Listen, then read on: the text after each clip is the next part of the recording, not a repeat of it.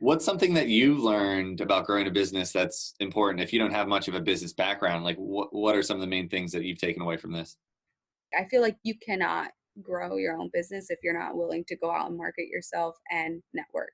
That's just one of the greatest things I've learned. Like if that's like one of our goals for 2019 is make sure we go to at least one social networking thing at least once a month at minimum, because how is anyone going to know about us if we're not putting ourselves out there?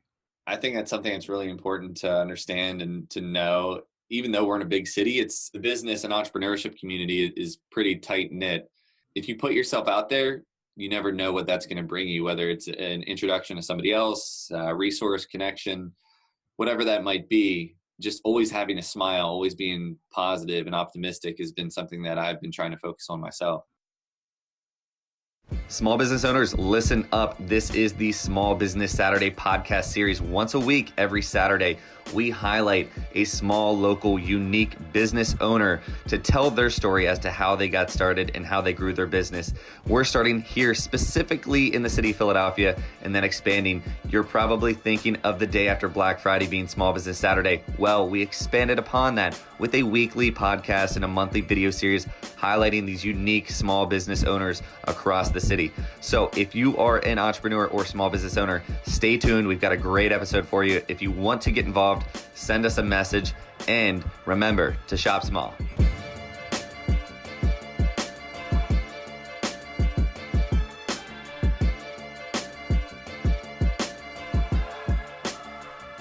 Hey Philly, welcome back to another episode of Small Business Saturday.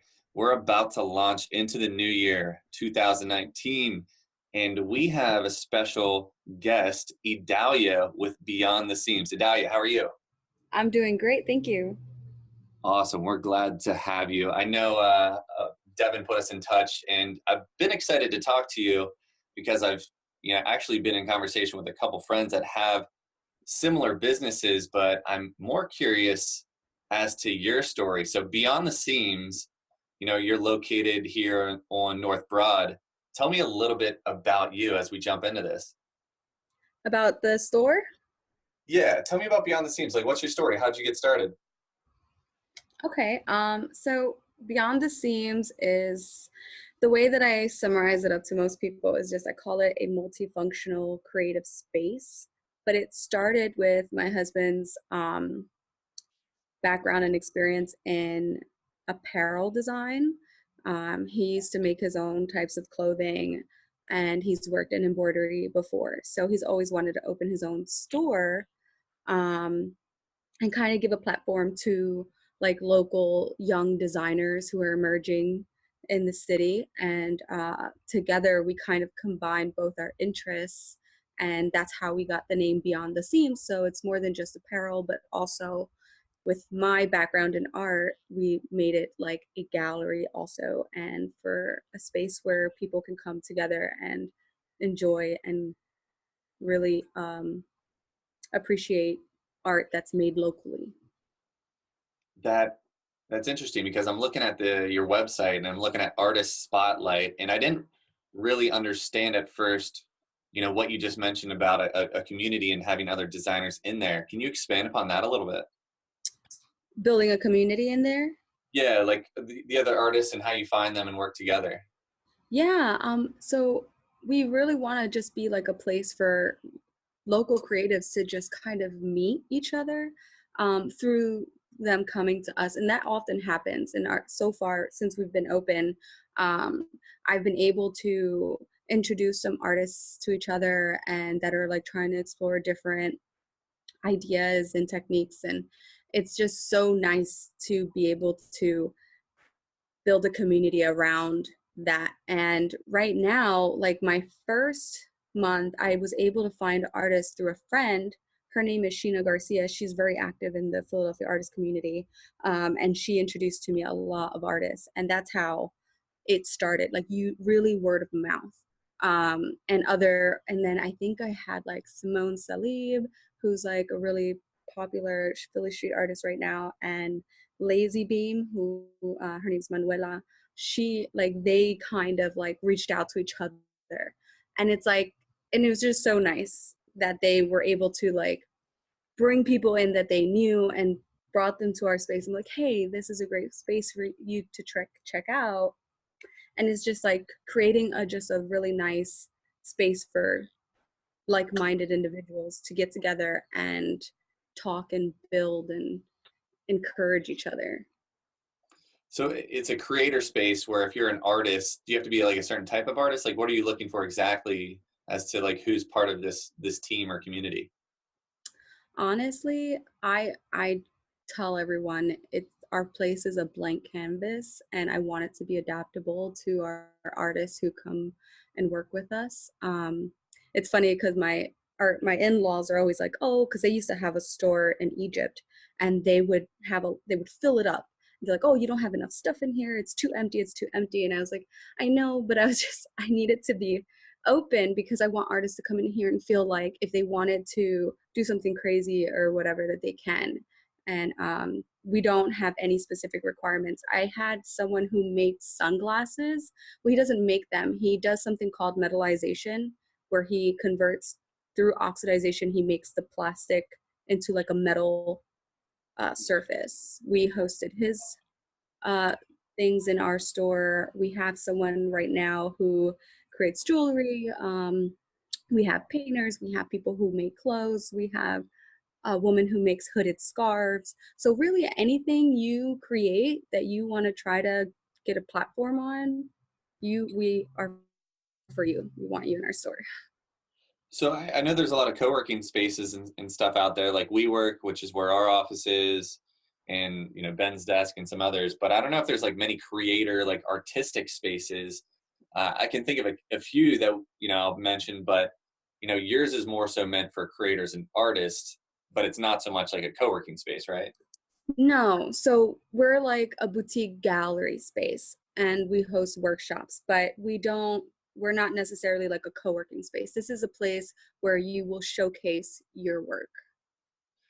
Have you heard of the PPAC, Philadelphia Photo Arts Center?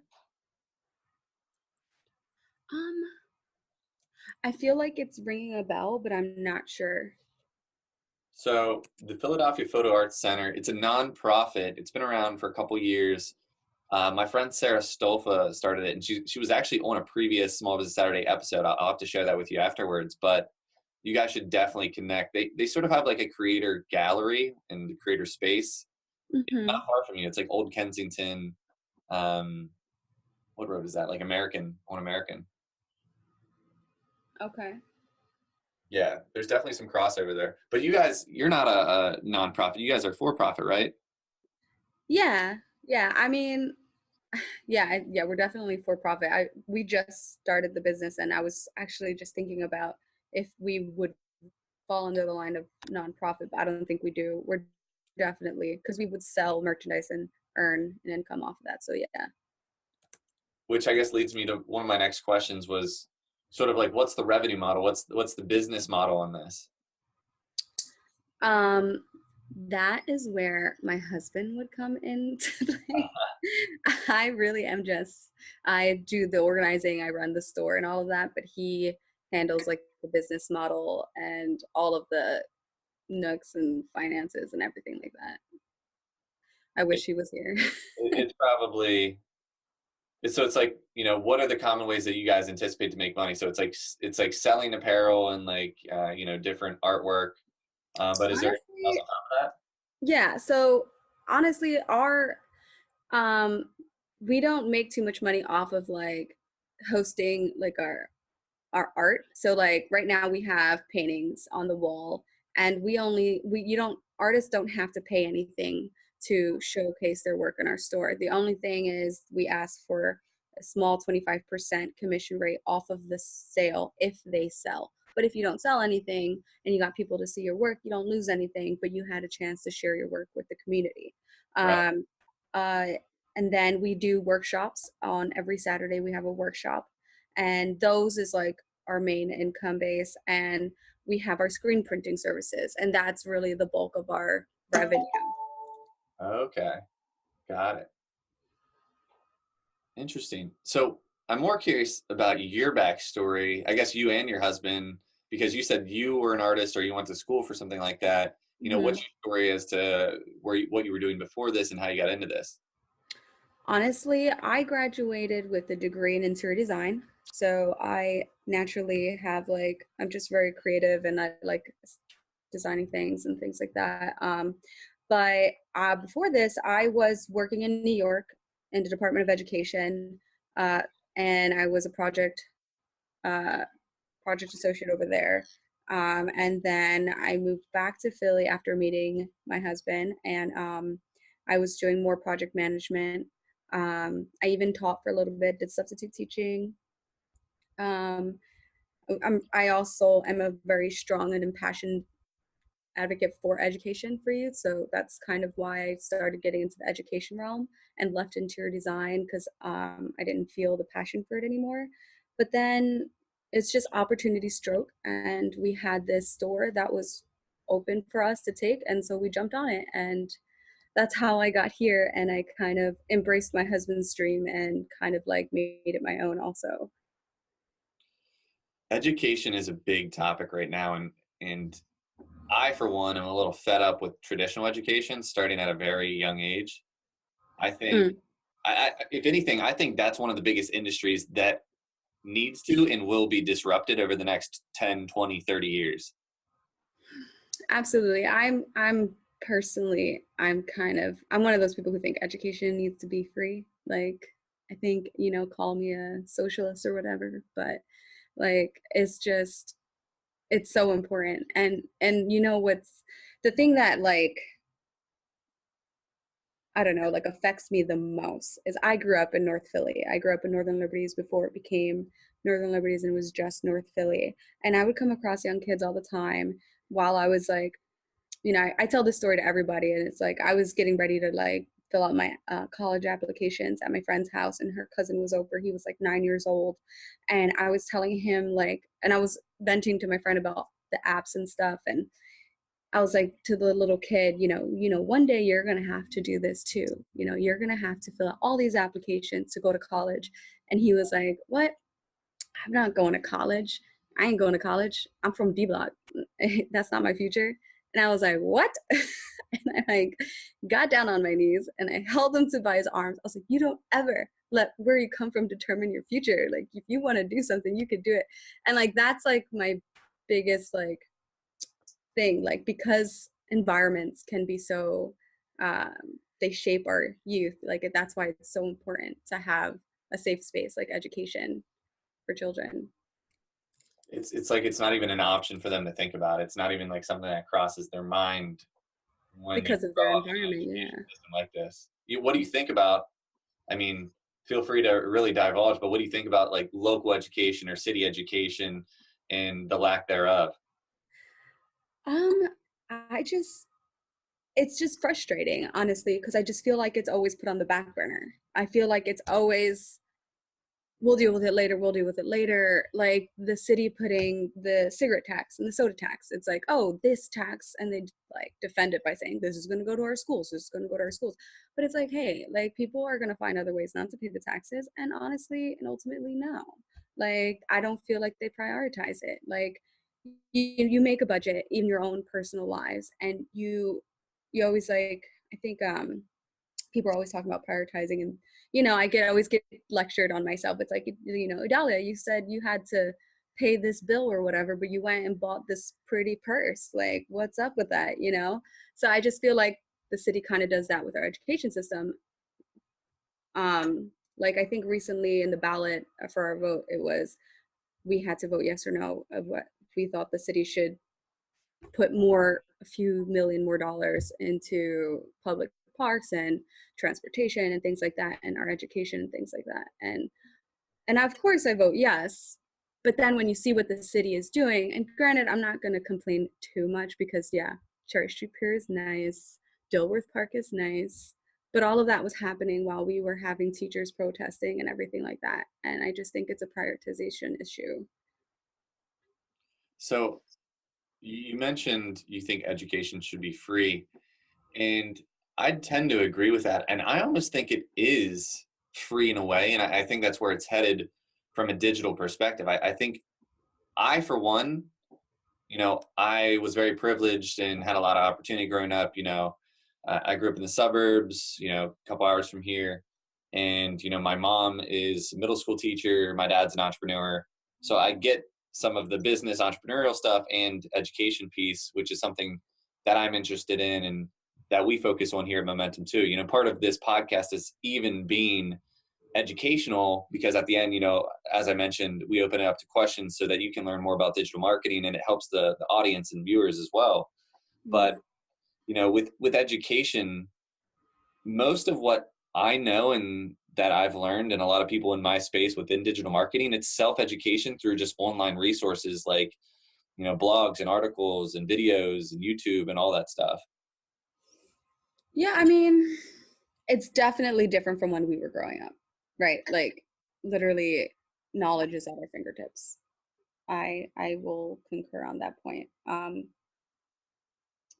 I just think it's just a complicated situation because there's just so many factors that we cannot control, that even being in such a technological era, it's still not like available or accessible to a lot of families. So, or households or individuals who grow up like super poor. So, I mean, it's tough. And, with education and thinking about community and everything, is part of your mission or your culture around, Philadelphia or education or, what is sort of this the story and culture there? Honestly, yeah, like my both my husband and my goal is to kind of to be successful enough to where we can start offering free classes. So like right now we're on North Broad and we're in the middle of the, I'm gonna just say gentrification, but that's right at the middle point where it's the development and the original and the people who were here before all the development. And I'll sometimes get kids come in, or like from the high school down the street. I think it's people to people, and the kids will come in sometimes and they'll look at things and they'll like it, or I'll tell them about workshops and they'll say it's cool, but they won't come. And I want to be at a point where I can bring enough revenue in through like my screen printing, or be like safe enough monetarily so I could offer free workshops to other to kids, really, because I also want to work with, like, a goal is also to work with high schoolers and other young youth where they could experience what it's like if they're in the creative interests to have their own gallery showing. Like, I want to host that for them, like, just give them a little glimpse of what it's like outside of their bubble. Yeah, it's so fitting too. Like the ambulance just went by in the background, like North Broad. It's Yeah.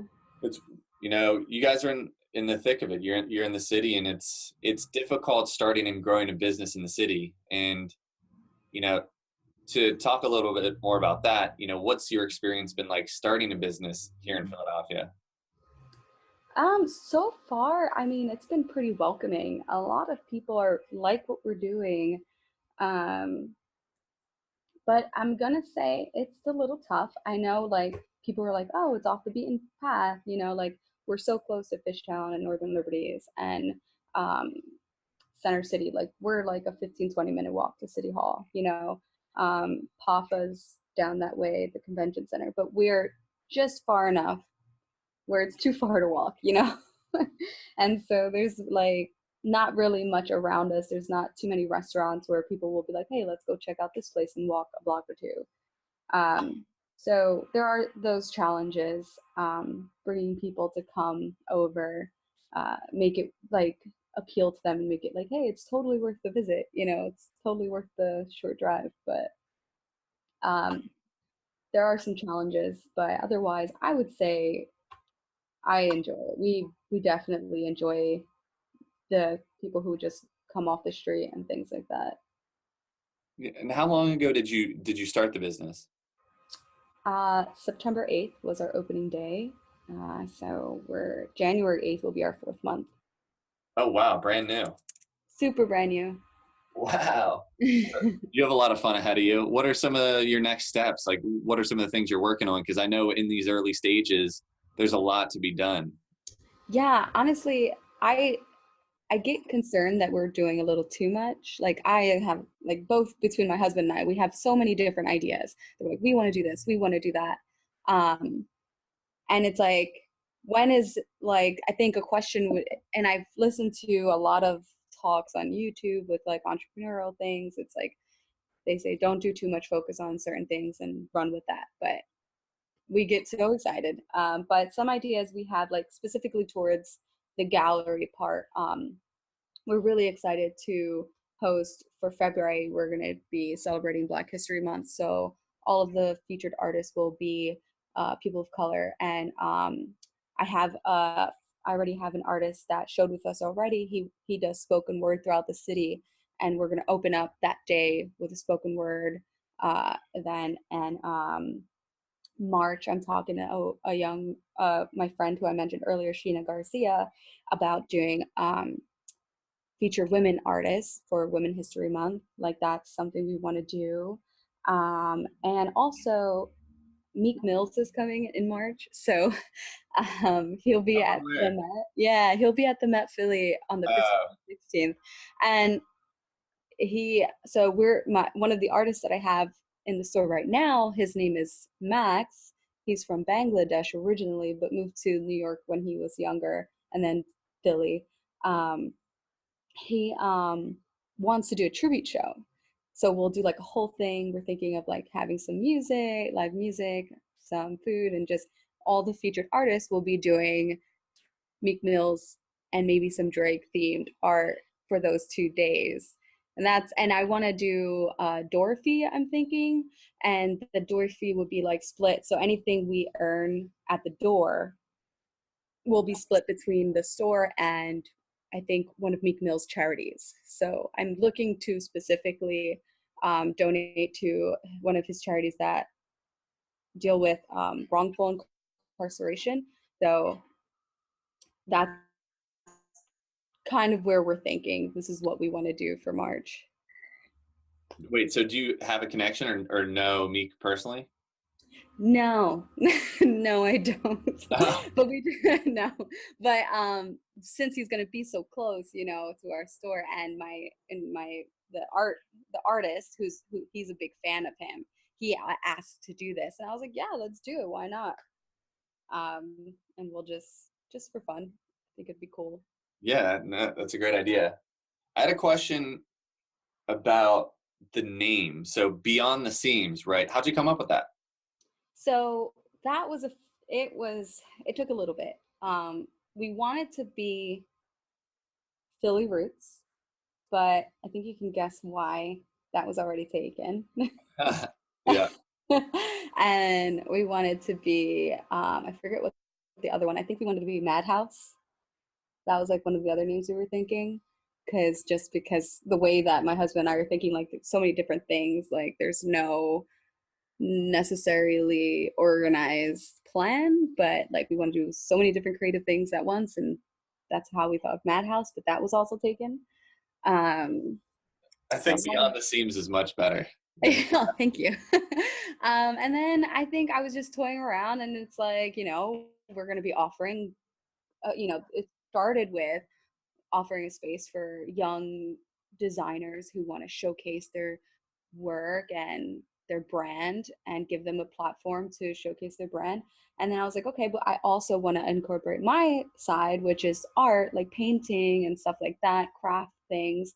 And so it was like more than just clothing.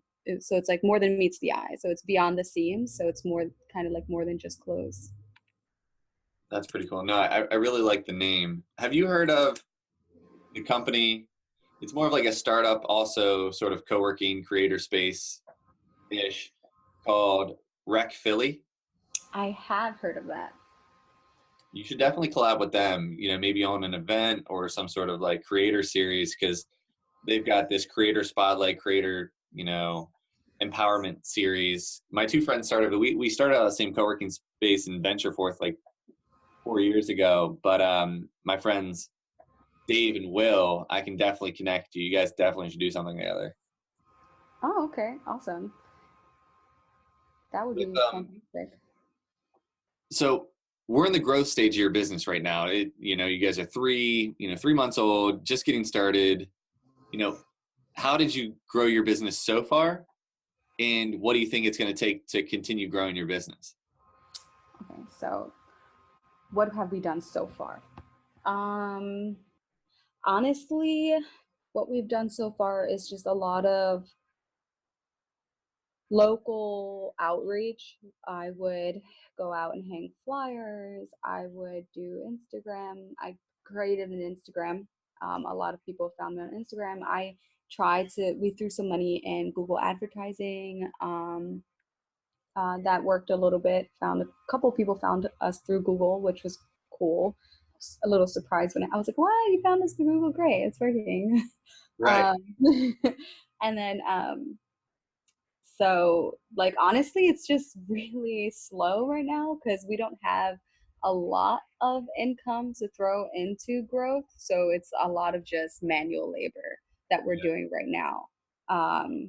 But we're hoping that the more that we get to know people and put ourselves out there, do some more social networking events, introduce ourselves, and just really kind of like old school ways, like, because we don't necessarily have the large capital to throw into advertising, marketing, and stuff. So we're that's where our focus is right now. And but specifically, like before, we said the main crux of our revenue is our screen printing services. So like we're reaching out to high schools and other like different organizations who need a lot of like clothing in that way, and bulk orders. So that's where we're kind of trying to focus to build our revenue, and that'll enable us to do what we want on the back end, which is like have artists come and show with us, and maybe hopefully in the future do a couple free workshops. It would be really cool. Yeah, I think it's probably going to be really helpful to piggyback on top of the social status and recognition of some other artists to help pull people into your galleries, or at least, visit you guys digitally and find you guys on social media too. Yeah, absolutely, definitely. Because I know who it was. It was Simone that brought me Manuela, who's the Lazy Beam artist, and she also brought me a young woman named Candy, and Graciela. She brought me a few people. I was just so happy. So I really appreciated that. And even Marissa, Marissa, who does a lot of the Philly street arts with Conrad, that she did a lot of the We Vote stuff. Yeah. Yeah, even she's reached out to me and she wants to do stuff. So like pretty humbled by that because I think she's great. I love her work. So definitely that piggybacking and kind of working together, connecting off of established artists or emerging artists. Yeah, I could see a lot of the success coming from just grassroots networking, social media, things like that. Yeah. One of the questions I like to ask everyone we talk to is what makes you unique? And granted, I don't think there's many businesses like yours, but what would you say really makes you guys different?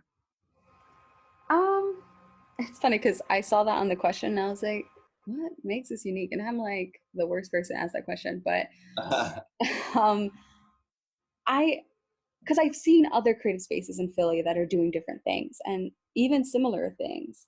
And it's always funny because you only see them when after you started. It's like when you buy a car and then all of a sudden you see the same car everywhere. Right, right. But I think just what makes us different is that maybe it's just we want to be truly adaptable and to our community. Like literally, you come in here to us with an idea, and we will try our best to accommodate it.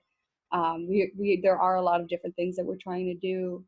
Um, Maybe too much, who knows? I'm sure some will say, but um, ultimately, like you were saying earlier, describing your business about how you really want to just honor small businesses and really get them on a platform, that's kind of how we feel about our local artists. Like being artists ourselves, we know what it's like trying to get your work out there on a platform that's visible without breaking the bank. Like sometimes galleries take a lot of money out, commission 50%, 60%, and it's tough, trying to make it out there. So we just want to be even like some artists who otherwise wouldn't have even thought that they could be in a gallery. It's like, hey, just literally bring me your things and we can hang it up. Like easy. We That's, just kind of want to help. yeah. So I'm a little curious. You talked about marketing your business a little bit, and we touched on that. Um, what are some of the big setbacks you've had so far? What's been troublesome? What have been some of those difficulties you faced as a small business? Honestly, it's difficult training your mind to do or work in a way that you're not used to. So, I mean, I'm not savvy at all with like marketing at all. I don't think I'm a good salesperson, although some people say that I'm really friendly and that helps. But I would say that's really challenging, just really just teaching yourself new skills. And you kind of have to learn these skills quickly because your business depends on it, especially when it's literally just off the back of two people right now. Time, I know my husband gets like super frustrated because he's like, oh, I'm not there. I can't be there. I can't help too much because of work. And, I think, we just have to remind ourselves that we just have to keep moving forward because hopefully, God willing, we'll reap the benefits of our hard work. That's definitely, I think, challenging. Time, money, and just learning new skills quickly. And then it's funny because I wanted to tell you a story on the setback thing that was funny. Not Yeah. funny, but surprising. Right before we opened, I think my husband's family wanted to take a family trip to Florida. So if we opened September 8th, and then we went to Florida, I think September 4th, and we were there for like 2 nights, maybe 2, 3 nights, and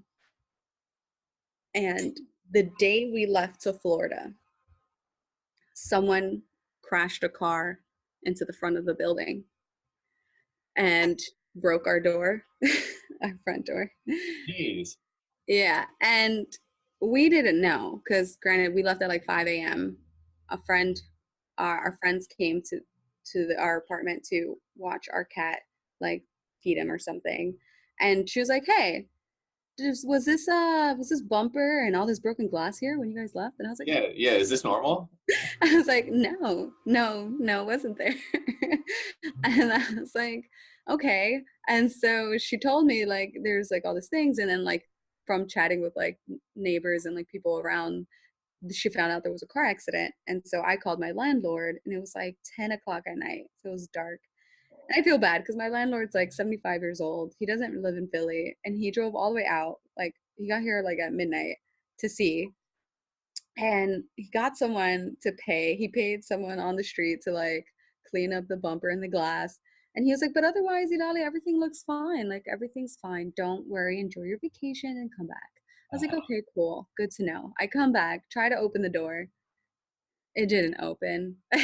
I was like, it's not okay, Max. And but what happened was, thank God we have like a metal bar in front of the glass, so the glass wasn't shattered.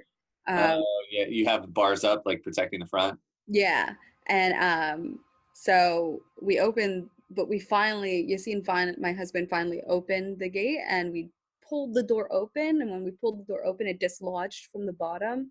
So basically, for a few weeks, I would say, like, thank God we had an emergency door repair people come out and like really like in a haphazard way resecure the door just enough so that we can have a door in the interim of getting a new door. You need that. Need to have a door. Yeah, and it was just funny because people would I made a joke with my husband because I was like, you can tell who's a city person, who's not a city person by how they can open this broken door. Like if it's a Right, local right, right, right. Like if it's a local city person, because it's kind of like They'll just come through the window. It's fine. no, they like pulled the door open, even though it's like stuck and jammed. They just one swoosh, open the door. Yeah. But people who weren't from the area, they like kind of like opened, and if it didn't open, they hesitated, looked in the window, and then walked away. I'd have to go out and be like, "Hey, no, we're open. You can come in." Right, just put a buzzer out there. Yeah, but thank God we finally got a new door, thanks to our, I can't even remember the company name right now, Pristine or something. These guys were super, super nice and accommodating. They were like, "Do you need anything? Let me know. I'll help you." It's like, thank you. It's very tough to like manage expectations as a small business owner too, because you never know what your day is going to bring you, like what customers are going to come in, what problems you're going to have to face, what fires you're going to have to put out. That's something that I've had to deal with. We've all had to deal with as small business owners, and it's tough because you can never really plan for that.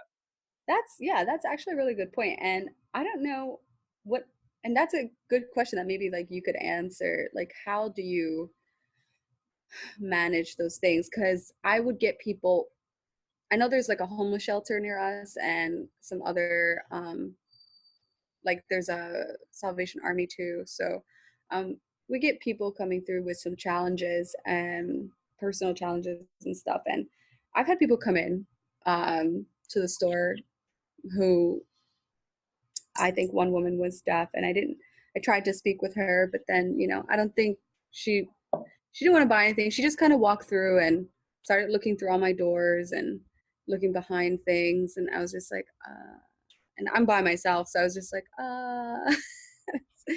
so like, that's, I think, challenging. Is like, how can you be welcoming and, you don't want to mistreat anyone, but you also want to make sure you're safe, True. I mean, that's a question I can't even answer for you. What I would say is, being a small business owner, no 2 days are going to be the same, in that it's really about making sure you don't ever expect everything to go great, because then you can be really let down if, something bad happens and you're really distraught by it. That can really play to your emotions. And, once you start letting your emotions get involved, which is going to happen because it's our baby, our business, that's when things can really be difficult, mentally. And so it's just setting expectations and managing those, and always be willing to learn, and, understanding that it's not going to be easy. That's true. We have, my husband and I have those talks often, because like, so many times we have conversations when he just comes home and he's like, should we even be doing this? Why are we doing this? And it's like, and I'm like, hey, what do you mean? like it's okay. Like, yes, maybe everything's not perfect. And like you said, you have to manage your expectations. But I was like, look, let's just set our expectations really low. And if all else fails, like if it doesn't if it doesn't succeed, hey, we tried, I would have been much more disappointed in myself if I didn't even try. I never really planned for a backup option, but I always know, like, if worst comes to worst, it's not the end of the world. True. Just like think about what really matters in life, and just being able to have the opportunity to do this, or to try this, or, to even be in America and have, the free will and liberty to, start your own business and run that, it is powerful in itself. So I just like to try to reset my expectations sometimes and come to reality as to everything's not going to be easy. And there's certain things you have to go through being a business owner that aren't easy. Yeah, there's this guy on YouTube I listen to. His name's Pat. That's all I got. I don't know his last name, but he's this like entrepreneurial speaker. And he says you're going to always have doubts, and you're always going to question yourself. And he was like, and usually the people who fail are people who don't want it, like, or can't get through those days. Like, you have to fight your demons, your doubts and stuff. And if you really, really want this, then you just can't give in to the cloud of your doubts and stuff. And that's hard sometimes. Yeah. You're always going to have good days and bad days. You just need to have more good days than bad days. And for the bad days, you just need to know that good days are ahead, and that other people have been through this, and that there's a way to get through it, and that, the grass is always greener. Yeah, I guess we just kind of hope that we're like the stories that we hear often on How I Built This. It's like, I don't know if you've listened to that podcast on Yeah, NPR. yeah, I like that podcast. Yeah, and it's like some of the stories I hear, it's just like, oh, that's rough. Like, how did you get through that? And they do, and then they become successful. I'm like, that can be us, hopefully. Hey, the only way diamonds are made through a lot of pressure. True.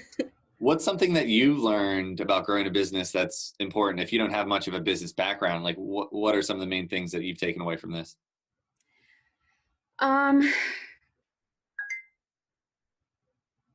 I would have to say kind of being social.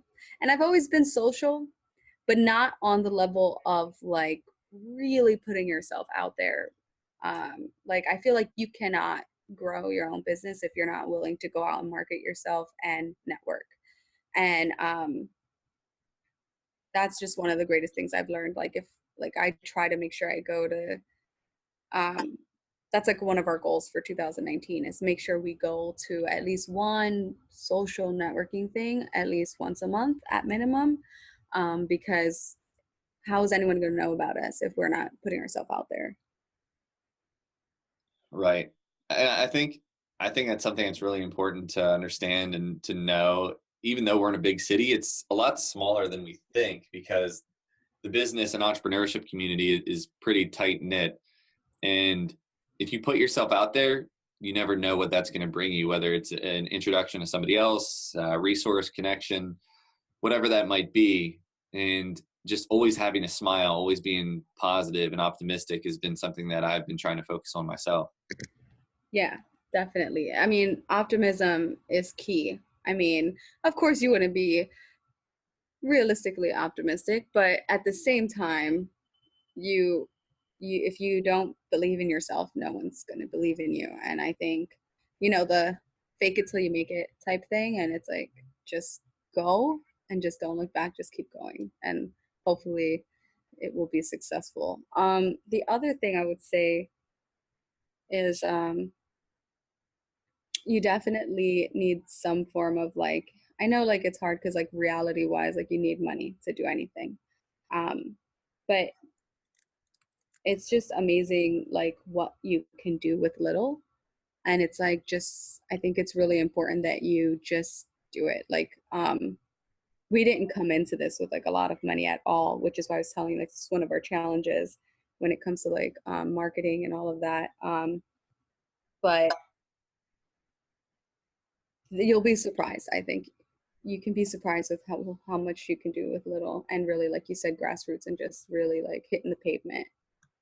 Yeah. A lot of people think entrepreneurship and starting a business is like getting all this venture or angel capital and raising all this money, when in reality, like 99% of the businesses are not funded by outside sources. It's either like usually self capital or maybe some bank loans, friends, family loans, stuff like that. Yeah, yeah. I mean, we definitely, yeah, we know about that stuff. What would you say is the hardest thing and the best thing about being an entrepreneur and small business owner? The hardest thing and the best thing. Being a business owner, I would say the hardest thing is that it's harder than having, and this is me personally, I don't mean to offend anyone. No, yeah, go ahead. It's hard. Offend It's us. harder than having a 9 to 5 job. Like Thank you. like it is hard. Like for me, I've always been a slacker. Like I do what I need to do. I work hard, but once that clock hits at 5 p.m., I'm like, oh, it's 5. I can go now. Goodbye. But it's hard though, because you're constantly on. You're constantly thinking about what needs to be done tomorrow, now, whatever. And like, and it's FOMO becomes even more real. It's like, okay, what's happening in this city? Could I have, Right. like benefited out of that? I should have been more involved. Da, da, da, da. And it's just that is hard, especially when it comes to family time. Like it's the holidays right now. And as a new business owner, I probably will be better next year, God willing. But this year, I kind of was like, why does anyone work right now? I'm trying to hang out with my sister. She just came to visit. I'm like, why is anyone working? I want family time. And You could literally take off as many days as you want, or work every minute that you want. It's really up to you. It depends if you want to be successful or not, or make money. It's all about you control your decisions, you control your choices, and you have to live with those. And that's tough to deal with. Yeah, I mean, granted, I have a friend, I have a couple friends who had to work on Christmas Day and everything, or I'm sorry, Christmas Eve and all of those things. And my husband and I, we don't celebrate Christmas because we're Muslim, but nonetheless, those days, like our families have off, and it's usually like it's a national holiday, so people usually have off, and we try to take advantage of that time to visit and spend family time together. And it's just difficult because like my mother is like, hey, why are, we're at dinner, and I'm like, I'm sorry, I need to answer this email. And I'm like, just let me, I have to also work, mom, like, I'm sorry. Right. But the best thing is the same thing. It's like a double-edged sword. So like, yeah, you are your own boss. That's the best thing, right? You dictate your work, you manage yourself. You're not answering to anyone. And yeah, I was able to work from home, like those are the great things. Like I'm very flexible. I can, and I'm meeting new people. And honestly, my favorite thing is just meeting so many creatives, specifically in what we're doing. And it's just being a part of a community that is inspiring and fighting the good fight, through art. And it's really, really humbling and so rewarding. I agree completely. The good days always outweigh the bad, and just the opportunity that you have with running a business and control and flexibility of your own life and schedule is so powerful. Last questions I want to have for you before I open it up. Last question would be, Idalia, tell everyone listening, as we wrap up here, where are you located, where people can find you online, and where they can get more information. Okay. Hey, everyone. You can find us on Broad Street. We're literally like down the block from the new Met building, also across the street from the furniture store. Broad and Parish, that's where we are. Oh, you're right by the Met. They just opened Yeah, back we're up. right. I'm so excited. That's awesome. Now you understand why I want to do the Meek Mills thing. You guys are about to pop off there. That's serious. I like that. They just Love had you who, too. Bob Dylan and John Legend. Yeah, can I tell you, John Legend liked my Instagram picture? No, he didn't. Yeah, I tagged him because I try to do like Life is complete. Yeah. Life is complete. I was like, was this an accident? Cool. I'll hold on to it. I know it's like minuscule in his world, but I'll hold on to it forever. But yeah, we're on like Broad and Parish, near the Met. Also not too far from the Divine Learning Hotel for Right. like big landmarks, for reference. On our website, we are btsphilly.com, like the Korean K-pop band BTS, but btsphilly.com. And social media. And what was your third question? Social media maybe, and where they can find information about you. Instagram and Twitter. We are on, more so on Instagram than Twitter. It's BTSPHL. Yep. And that's for Instagram and our Twitter. Awesome. And now I want to open up to you, this part of the session, ask one or two really important questions about digital marketing and related to your business that you think I can help you with or answer for you that might be valuable. Digital marketing. What would you, in your experience, recommend is the most effective way to market yourself on the digital media platform, to gain a larger audience, but if you have a really small budget, like little to no budget? Right. It's a great question that I get a lot. What I would say, so one, you need to understand what your budget is and what you can allocate towards marketing. If it's not a lot, which it usually isn't for most small businesses that are local, you have to do more grassroots, a lot more manual labor, a lot more intensive work on your end, especially socially, for awareness.